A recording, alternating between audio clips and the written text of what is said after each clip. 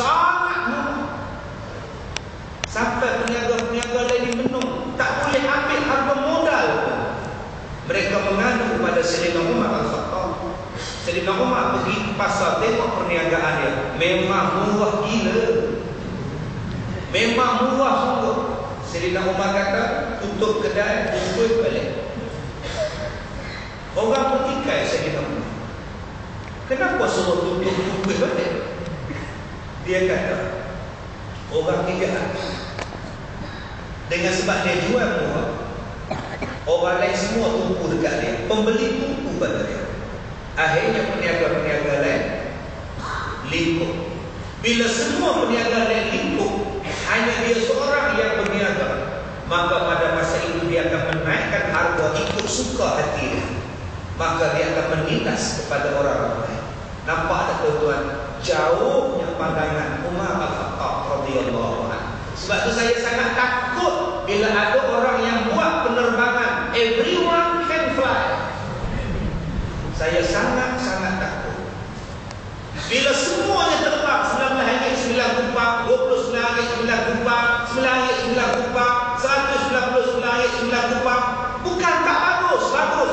Tapi untuk jangka masa panjang, sangat berbahaya. Bila orang lain tak boleh lawan, dia tutup syarikat lain, masa itu syarikat dia akan naik. Masa itu tuan-tuan nak pergi mana pun, kena ikut rate dia punya.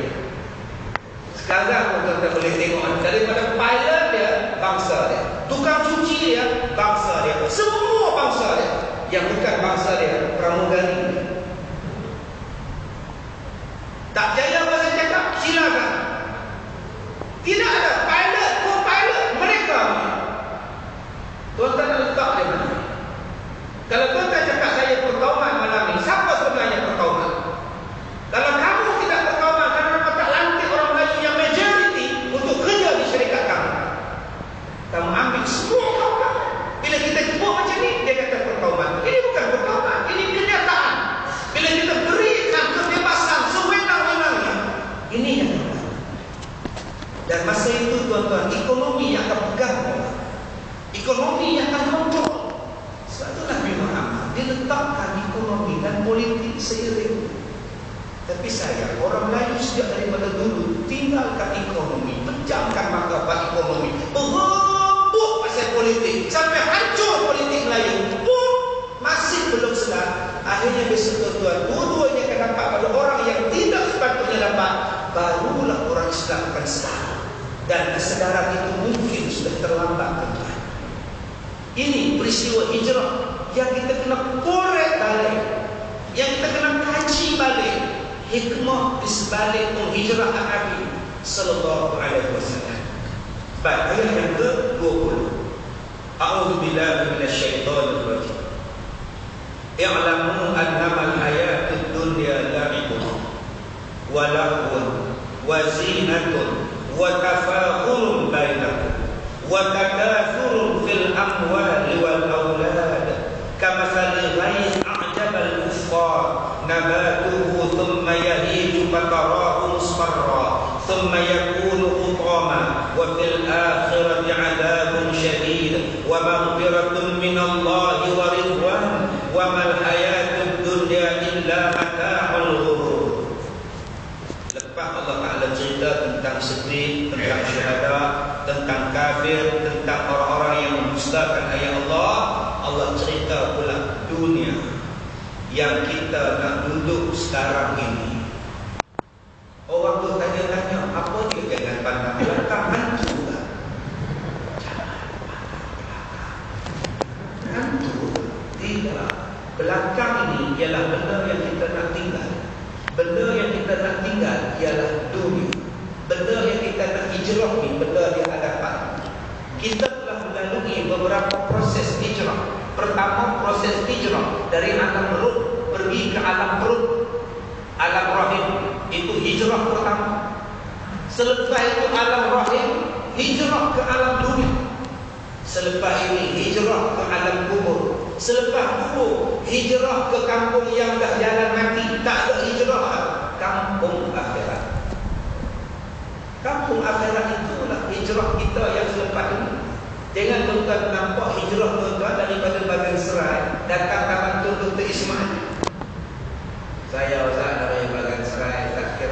saya datang hari itu ke 70 Ustaz.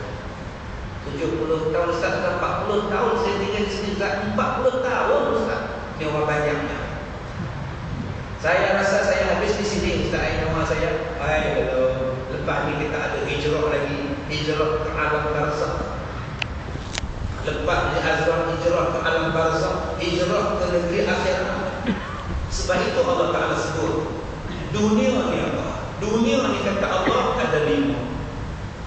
Yang alam, ketahuilah kamu semua, annamal hayatud dunya, sesungguhnya dunia ini, mula-mula kata Allah, annamal hayatud dunya la'ibun, main-main. Dunia ni yang kita nak tinggalkan ini adalah dunia main-main. Macam main bola.